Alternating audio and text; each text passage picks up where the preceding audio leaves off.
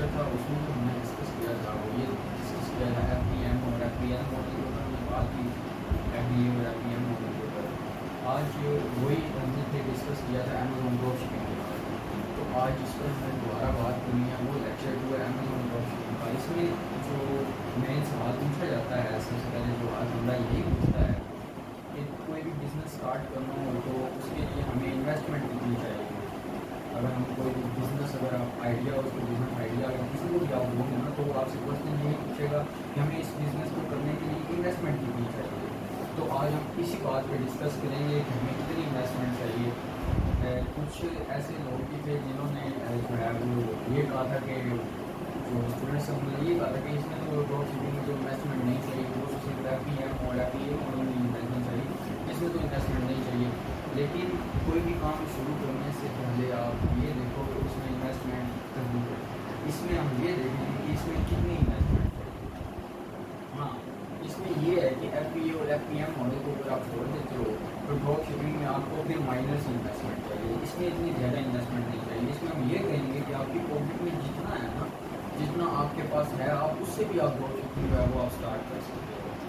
क्योंकि drop shipping जो है इसमें वो ज़रूरी नहीं है कि जो चीज़ हमने करनी है वही हम सेल करेंगे, नहीं। इसमें आपके पास जो भी चीज़ आपको मिल जाए आप वो भी सेल कर सकते हो। ड्रॉप शिपिंग की यही जो खूबसूरती है। अब हम इसमें ये देखेंगे कि इसमें ड्रॉप शिपिंग में इन्वेस्टमेंट कितनी चाहिए। आप सपोज कर लो कि आपकी पॉकेट में थे, आपकी पॉकेट में है $1000, $1000 आपकी पॉकेट में है। अब आपने इस $1000 को किस तरीके से आपने इसको यूटिलाइज किया। आप देखो, आपके पास है $1000, आपने कहा कि मैं ये $1000 जो है ये मैं इन्वेस्ट करता हूँ अमेज़ॉन की ड्रॉप शिपिंग में, ये मैं इन्वेस्ट करूँगा अमेज़ॉन। सपोज कर लो आपने ये $1000 जो हैं ये 1 वीक के अंदर कंज्यूम कर दिए। ये आपने एक हफ्ते के अंदर ये आपने $1000 जो है ये अमेज़ॉन के ऊपर आपने खर्च कर दिया। खर्च कैसे कर दिया, कोई प्रोडक्ट आई, आपको ऑर्डर मिला $5 की, $10 की, इस तरीके से कर करके तो आपने उसको एक महीने एक हफ्ते के अंदर जो है आपने उसको कंज्यूम कर दिया उस $1000 को। अब क्या होगा, अब आप कहते हो कि मुझे जो है ना इसमें मुझे जो विड्रॉ मिलेगा वो किस तरीके से आना। अब क्या होगा, ये $1000 एक वीक आपका पूरा यहाँ पे, इसमें एक वीक के अंदर आपने ये कंज्यूम कर लिया। करने के बाद जब एक वीक गुजर गया आपके पास मज़ीद ऑर्डर आना स्टार्ट हो गए। करने के बाद आपने कहा कि अब मुझे जो है ना ये रिटर्न चाहिए। फर्स्ट ऑफ ऑल जो अमेज़ॉन की पॉलिसी है ना वो ये कहती है कि जो भी न्यू अकाउंट बनेगा अमेज़ॉन के ऊपर, न्यू अकाउंट जितना भी होगा ना, जिसका भी न्यू अकाउंट होगा तो अमेज़ॉन उसको 15 दिनों के बाद विड्रॉ करेगा। एवरी 15 डेज के बाद जो है ना उसको विड्रॉ मिलेगा। अब जो अकाउंट हो गए हैं ना, जो अकाउंट ऑलरेडी वहाँ पे परमानेंटली वहाँ पे बन चुके थे, मतलब ट्रस्टेड अकाउंट थे, वो चाहते हैं तो वो तो विड्रॉ ले सकते हैं, जल्दी भी ले सकते हैं, एक दिन के अंदर भी विड्रॉ करवा सकते हैं। लेकिन जब आप न्यू अकाउंट क्रिएट करोगे, अमेज़ॉन का न्यू अकाउंट आप क्रिएट करते हो न्यू अकाउंट के ऊपर, तो उसमें वो ये कहता है कि 15 डेज़ के बाद जो है ना आपको वो मिलेगा, आपकी जो पैसे आपने इन्वेस्ट किए थे ना उसमें से जो आपके पास आया वो आपको 15 डेज़ के बाद मिलेगा। अब सपोज कर लो आपके पास $1000 थे, एक वीक आपने कंज्यूम किया, आपने कितना इसमें से गेन कर लिया, $1300। आपने इसमें से $1300 अर्न किया, 30% जो है ना प्रॉफिट मार्जिन आपने इसमें से कमा लिया, 30%। क्योंकि अमेज़ॉन का ये जो बिज़नेस है ना इसमें आप वही मार्जिन देखते हो कि हमें जितना भी मिले वो 30% हो या 25% हो, हमें मिनिमम इतना हमें मार्जिन चाहिए। $1300 जो है वो आपने अर्न कर लिया। अब क्या होगा, $1300 में से अमेज़ॉन की कुछ कमीशन होती है, क्योंकि वो चार्ज करनी होती है उसने, वो इसलिए चार्ज करता है क्योंकि ना आप FBA मॉडल पे काम कर रहे हो ना आप FBM मॉडल पे काम कर रहे हो, आप ड्रॉप शिपिंग के मॉडल पे आप काम कर रहे हो, तो इसीलिए वो आपको फ़ी चार्ज करता है। सपोज कर लो उसने जो फ़ी चार्ज की उसने $100 जो है वो उसने इसमें से आपकी जो फ़ी है वो कट कर ली। अब आपके पास पीछे रह गया रिमेनिंग बैलेंस, जो आपके पास बच गया वो आपके पास रह गया $1200 का।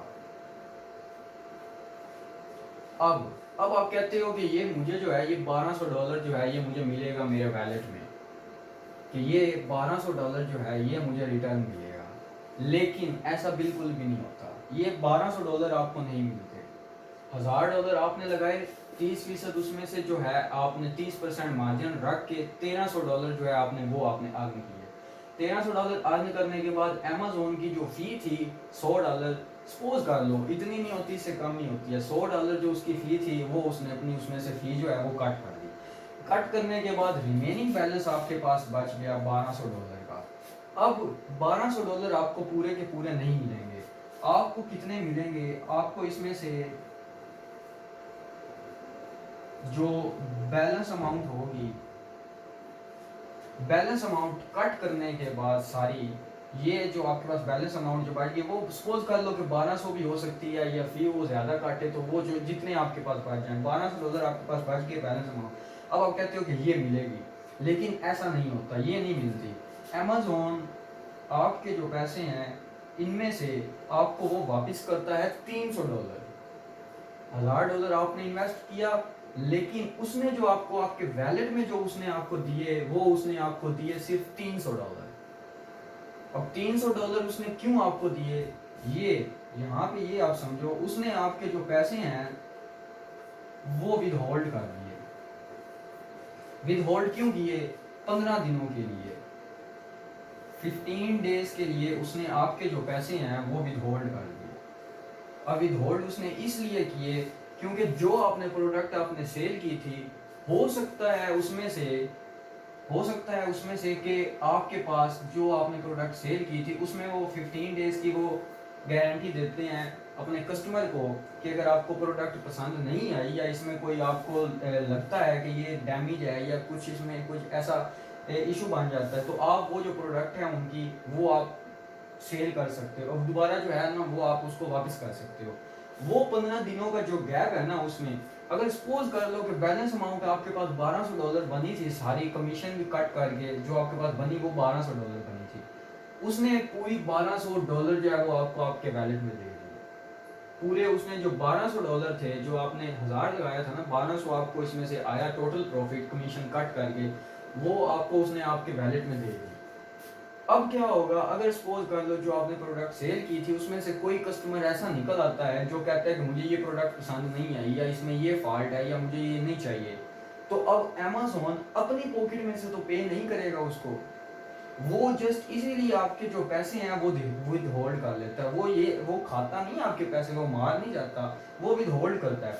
अब क्या होता है, एवरी 15 डेज के बाद ट्रांजैक्शन होती है, हर 15 दिनों के बाद ट्रांजैक्शन होती है। अब जब नेक्स्ट 15 डेज होंगे, उस नेक्स्ट 15 डेज में जो आपके ये $1200 थे, इसमें आपको $300 मिले थे, तो बाकी के जो आपके पैसे उसने विद होल्ड किए हुए थे वो आपको दोबारा वो अगले 15 दिनों के बाद वो रिटर्न कर देगा।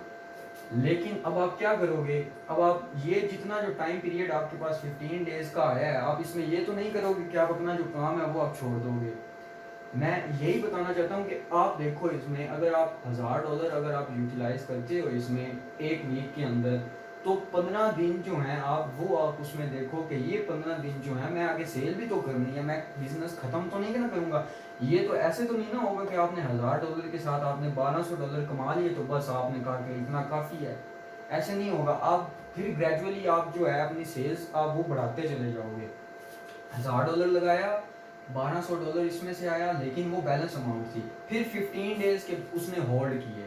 होल्ड इसलिए क्योंकि जो कस्टमर थे जिनको आपने प्रोडक्ट दी थी उनके पास ये रिटर्न की पॉलिसी अभी तक मौजूद थी 15 डेज की, कि वो आपकी जो प्रोडक्ट है वो वापस करवा सकते थे। इसीलिए अमेज़न ने आपके पैसे होल्ड किए कि अगर कोई सपोज करो कोई प्रोडक्ट जो है वो वापस आती है तो उसके जो पैसे होंगे वो आपकी इसमें से कट जाएंगे। ये है। तो इसके बाद जो बचेगा, जो अमाउंट आएगी आपके पास वो $300 होगी। एवरी 15 डेज के बाद ट्रांजैक्शन कंप्लीट होती है, तो वो 15 डेज के बाद जो विदहोल्ड मनी होगी आपकी, वो आपको अगेन आपके वैलेट में जो है वो मिल जाएगी। यही मैं समझा रहा था इसमें। अब आप जो है इसमें आप ये क्वेश्चन ना पूछना कि हम अब कितने डॉलर जो है इसमें हम इन्वेस्ट करें तो हमें इतना आएगा। आपने सिर्फ इसमें ये देखना है कि ये जो 15 दिन है, ये 15 दिन इसमें मैं अपना सर्कल कैसे चलाऊंगा। 15 दिन जो है इसमें अगर आप सारे, आपके पास हैं $1000, आप सपोज कर लो $1000 थे आपके पास, आपने सारे के सारे कंज्यूम कर दिए, सारे कंज्यूम कर दिए, रिटर्न आपको कितने हुए $300। जब आपको रिटर्न आपको $300 हुए, तो आपने कहा कि यार पहले मैंने 1000 लगाए थे तो मुझे तो इसमें से प्रॉफिट मार्जिन ही को नहीं मिल रहा। वो तो जाहिर सी बात है ना, वो 15 डेज आगे से आगे बढ़ते चले जाएंगे, बढ़ते जाएंगे, वो तो भी ढोल करता रहेगा। आपने यही 15 डेज का जो गैप है ये आपने देखना है इसमें, कि मैं इसमें किस तरीके से इन्वेस्ट करूं अपने जो मनी है वो प्रोडक्ट के लिए किस तरह इन्वेस्टमेंट करूं कि ये 15 दिन का जो गैप है ये पूरा हो जाए।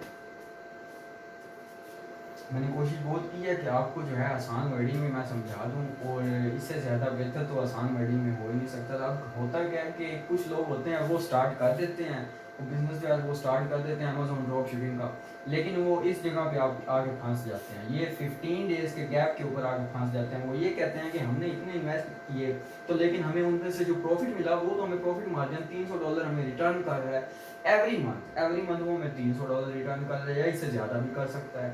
तो लेकिन हमने जितने इन्वेस्ट किए थे उससे हमें कम मिल रहे हैं, तो ये हमारा प्रॉफिट तो ना हुआ। आपने सिर्फ जस्ट इसमें से ये 15 डेज का गैप देखना है कि होल्ड मनी जो उसने की हुई है ये 15 डेज की है, यही आप देखोगे इसमें, यही बताना था इस वीडियो में।